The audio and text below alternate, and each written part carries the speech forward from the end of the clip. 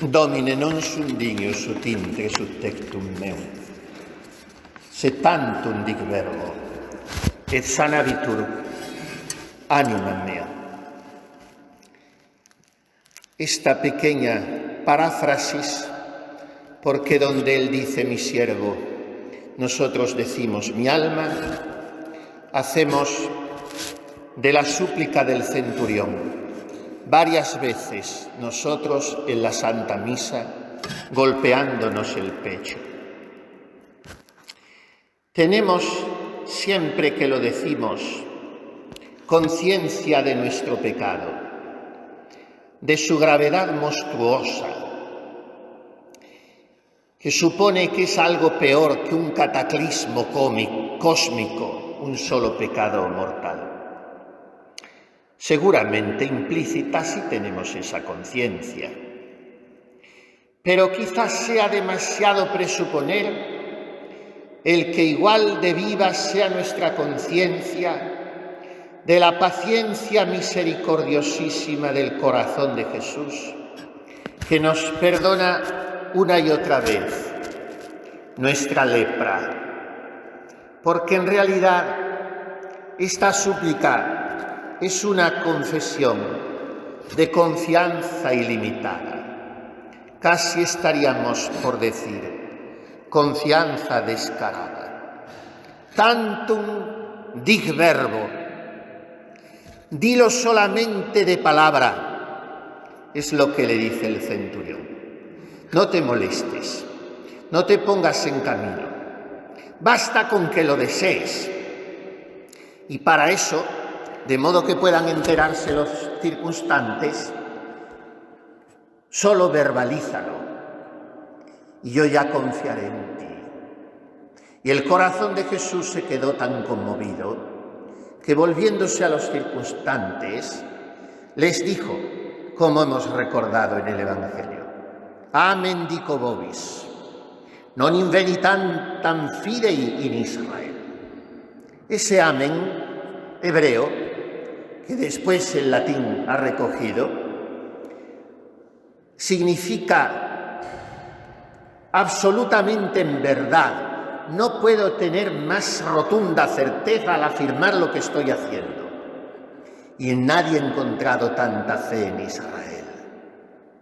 Desde aquel momento el siervo quedó curado, como lo había quedado el leproso, que genuflexu ante Jesús, como aparecen todos los que le buscan en el Evangelio, como han hecho todos los santos, no en pie de igual a igual, sino cayendo de rodillas, aunque todavía ellos no estaban iluminados sobre la filiación divina de Jesús y le consideraban un profeta muy especial. Nosotros, que tenemos la revelación y en principio la fe, no solo sobre su mesianismo, sino sobre su divinidad, no caemos de rodillas ya en nuestras misas, ni de rodillas comulgamos. ¿Por qué? Porque no nos consideramos leprosos, necesitados de su curación.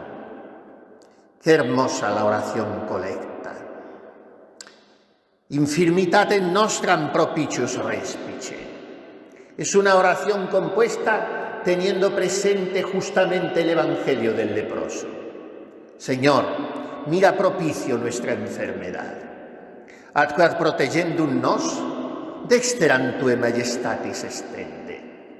Cuánta grandeza, cuánto imperio y cuánta dulzura y terneza en esta expresión. Para protegernos, extiende sobre nosotros la diestra de tu majestad. O sea, manifiesta todo tu poder y al mismo tiempo toca nuestra pobreza, conmovido tu corazón ante nuestra miseria que necesita ser curada. Estas son las actitudes ante Jesús. Esta es la importancia de la oración. El leproso y el centurión suplican, nos enseñan que para la vida cristiana la oración es tan importante como para la vida natural lo es la respiración. Es necesario orar siempre y no desfallecer.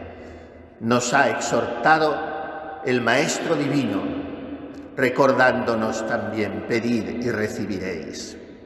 Y así hay que pedir, como oraron estos dos personajes, con fe, con confianza y con humildad. Si quieres, puedes limpiarme. Di una sola palabra y basta. Y junto a esa fe y esa confianza ilimitada, que son la llave del corazón de Jesús, la humildad, de rodillas, temblando, presentando la propia indignidad. Domine, non sum dignus. Esto es lo que conmueve el corazón de Cristo.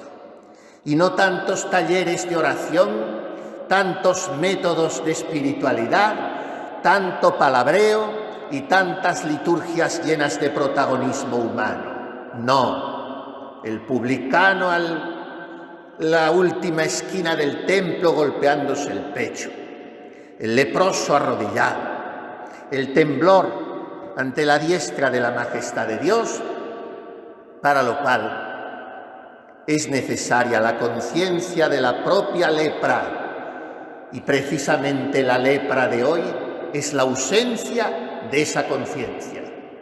Lo dijo el venerable Papa Pío XII. El gran pecado de nuestro tiempo es la pérdida del sentido del pecado, y esto se ha producido porque antes se ha perdido el sentido de Dios. Es difícil determinar los efectos terribles de la lepra, como los de cualquier otra enfermedad en su comienzo. Nunca se sabe hasta dónde va a poder llegar. Los médicos asemejan la lepra a una especie de cáncer general, que como la septicemia contamina la sangre, y es una comparación muy ajustada. El pecado es un cáncer espiritual que va devorando el alma. La lepra ensombrece con sus manchas feas y temibles la hermosura y la blancura del cuerpo, y el pecado priva al alma de su máxima belleza y esplendor y plenitud, que es la gracia santificante. La lepra, por su carácter de enfermedad contagiosa, pone para quien la padece una barrera que le aparta de la sociedad de los demás hombres. Estos leprosos que se acercan a Jesús, en este caso 1, en aquel otro 10, de los que solo vuelve uno a dar las gracias, eran muy atrevidos porque rompían aquellas barreras, y abandonando la esquila o cencerro que iban tocando mientras gritaban leproso, leproso, para que todos se apartasen por donde ellos tenían que de precisión pasar, rompían las barreras, tal era su confianza, y exponiéndose a una sanción o a una mayor exclusión social, se arrodillaban ante Jesús, y Él no se escandalizaba, Él los acogía y llegaba a tocarlos, lo que hacía que, según la ley, Él mismo quedase contaminado y tuviese que purificarse después. Pero esto le da igual a Jesús cuando se trata de perdonarnos. Eso hace la lepra con nosotros. Nos excluye también de la única sociedad que nos interesa, de la compañía de los santos, de los ángeles, de las almas en gracia, de Jesús y María. La lepra tiene repercusiones temporales, conduce a una muerte cruel, lenta pero segura. El pecado tiene repercusiones eternas, lleva en sí la muerte perpetua. La lepra, al envenenar la sangre, infecta todo el cuerpo. El pecado desmorona y desestructura todo el edificio espiritual del hombre, que es el único que interesa mantener en pie. ¿Cómo curar entonces la lepra del pecado, que a todos nos amenaza mucho más que este virus con el que tienen aterrorizada la sociedad los que a la tiranía han dado el nombre de pandemia? ¿Cómo hacer? El leproso y el centurión nos dan el ejemplo a seguir. Y es el deseo firme de salir de la enfermedad, el ansia de vernos curados. El leproso busca a Cristo por todos los caminos. Nos lo imaginamos preguntando a unos y a otros: ¿por dónde va a pasar? ¿A qué hora? ¿Cómo haré para con menos riesgo poder abordarle? En fin, programó las cosas de modo que convinieran a lo que él buscaba. Fe profunda en Cristo. Y por eso va a él sin temor alguno al que dirán. Se postra a sus pies con humildad y es dócil, obedece ciegamente a lo que le dice Jesús.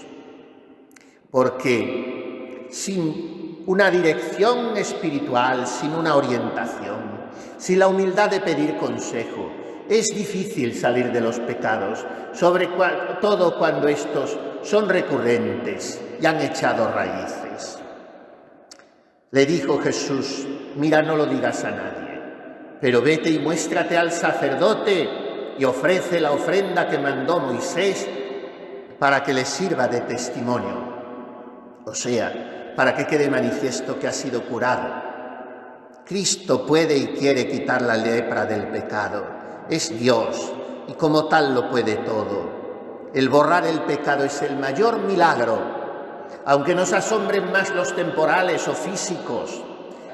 Reintegrar un alma a la gracia. Lo dice él mismo: no he venido a llamar a los justos, sino a los pecadores. No tienen necesidad de médico los sanos, sino los enfermos. Todos hemos sido curados más de una vez por su gracia de nuestra lepra espiritual.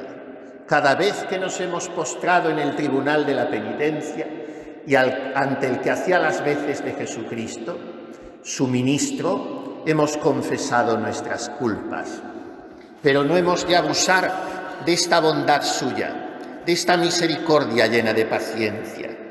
No hemos tampoco de desesperarnos ni desconfiar.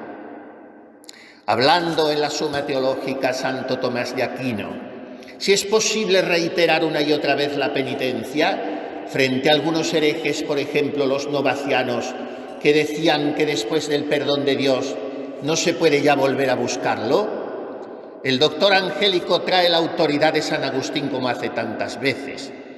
En su libro de penitencia dice el Águila de Hipona: el Señor devolvió la vista a muchos ciegos y sanó a muchos enfermos en varias ocasiones, para manifestar con ello que también los mismos pecados son perdonados muchas veces. Curó efectivamente a tantos para que los pecadores no se cansasen de esperar. En ninguna parte se dice que haya sanado a alguien más de una vez para que todos temamos contaminarnos con el pecado.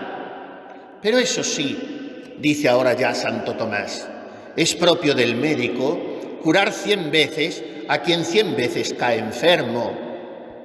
¿Qué es arrepentirse? Sigue explicándonos el aquinatense. Arrepentirse es llorar los pecados cometidos y no cometer cosas dignas de llanto al mismo tiempo que se está llorando. Porque es un burlón y no un penitente quien al tiempo que se arrepiente hace aquello de lo que se arrepiente. Porque se propone hacer de nuevo lo que hizo, o cae actualmente en un pecado del mismo o de otro género. Pero el hecho de que uno peque después, de hecho o de propósito, no excluye la sinceridad de la primera penitencia, porque esa sinceridad no queda excluida por un acto contrario que se hace después. De la misma manera que es verdad que quien ahora corre, después se sienta, así también es verdad que quien ahora se arrepiente, después peca. ¿Qué nos está queriendo decir Santo Tomás de Aquino? Que si bien no hemos de abusar de la misericordia de Dios, de manera que pequemos pensando en confesarnos, tampoco hemos de desesperar si pensamos que hemos vuelto a pecar y Dios ya se habrá cansado de perdonarnos. Porque lo que más hiere el corazón de Jesús es la desconfianza. Por eso vayamos a Él con nuestras lepras, una y otra vez. Quizá el proceso curativo ha de ser largo. Quizá por nuestra inconstancia se produzcan recidivos en la enfermedad. ¿Y qué? Mayor es el recidivo de la misericordia infinita del corazón de Jesús.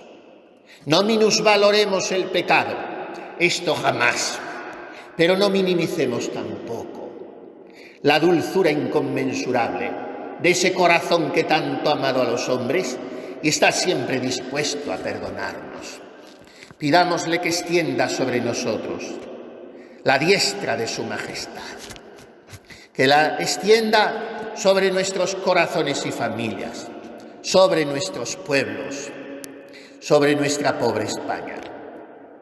Hemos asistido desolados en esta semana a la noticia diabólica de, no se puede llamar de otra manera, el arranque furioso de esa cruz en Aguilar de la Frontera. Cruz que decían que remitía a determinados regímenes políticos y que lo único que hacía era pedir la oración por los que fueron víctimas del odio, de ese mismo odio en fuerza del cual ha sido ahora esa cruz echada a una escombrera.